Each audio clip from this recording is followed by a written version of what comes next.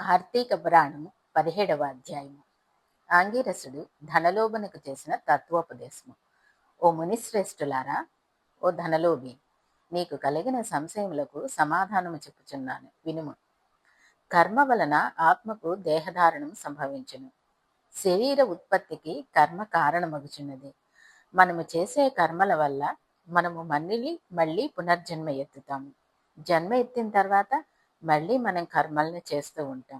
అలా కర్మ చేయటం, దేహధారణం, శరీరం నశించటం, మళ్ళీ కర్మ చేయటం, మళ్ళీ దేహధారణం, ఇలా జరుగుతూనే ఉంటుంది. కనుక ఆత్మకు కర్మ సంబంధం ఉంది.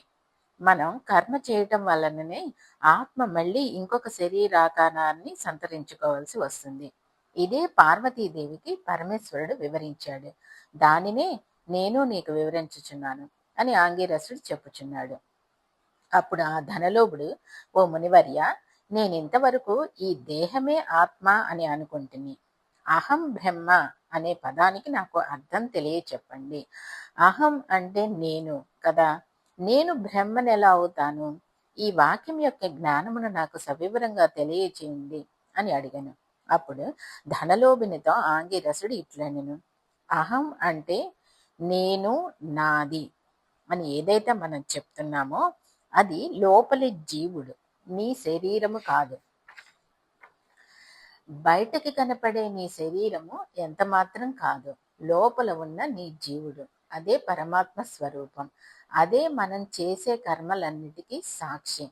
మనం పొద్దున్నే లేచి మన పనులు మనం చేసుకుంటూ ఉంటాం, తింటాం, తిరుగుతాం, ఎన్నో చేస్తాం. ఇవన్నీ చేసేది శరీరము, చేయించేది నీ లోపల ఉన్న జీవుడు. అంటే మన అన్ని ఇంద్రియాలని ప్రకాశింపచేసేది జీవుడు. జీవుడు ఉన్నంత వరకే నువ్వు ఏదైనా చేయగలవు.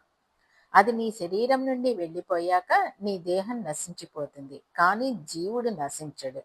అదే ఆత్మ, జీవాత్మ, అదే బ్రహ్మ. నేను బ్రహ్మ అంటే ఆత్మ బ్రహ్మస్వరూపం.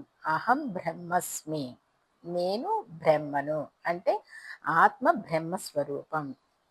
దీపము గాజు బుడ్డిలో ఉండి ఆ గాజును ప్రకాశింపచేయనట్లు ఆత్మ కూడా మన దేహంలో ఉండి అన్ని ఇంద్రియాలను ప్రకాశింపచేయును. దేహము అనగా ఈ దేహం ఎట్లా ఏర్పడుతుందో మనకి తెలిసిందే కదండి. శుక్లకణము అండము కలయిక వలన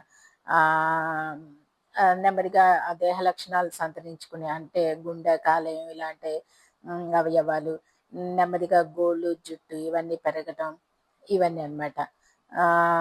దేహ లక్షణాలు సంతరించుకోవటం, మళ్ళీ జన్మించటం, పుట్టటం, పుట్టిన తర్వాత మళ్ళీ పెరగటం, పెరిగిన తర్వాత కొంతకాలం అయ్యాక మళ్ళీ అవయవ పంతనం అంతా క్షీణించిపోతుంది కదండి, క్షీణించటం, తర్వాత చివరిగా శరీరాన్ని విడిచిపెట్టేయటం.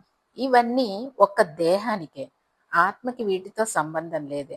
ఈ పుట్టటం, పెరగటం, క్షీణించటం, విడిచిపెట్టడం అనే దానికి ఆత్మకి సంబంధం లేదు. అది సచ్చిదానంద స్వరూపం, పూర్ణ రూపం. దానికి నాశనం అనేది లేదు. అదే బ్రహ్మ.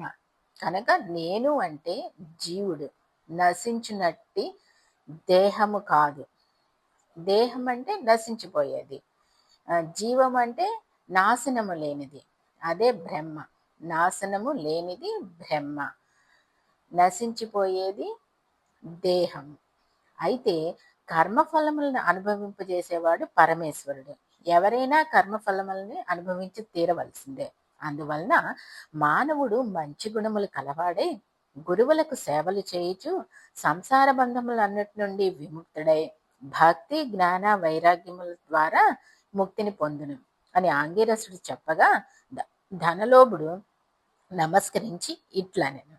ఇట్లు స్కాంద పురాణాంతర్గత వశిష్ట ప్రోక్త కార్తీక మహాత్మ్యమందలి 17వ అధ్యాయము 17వ రోజు పారాయణము సమాప్తము. ఓం నమ శివాయ.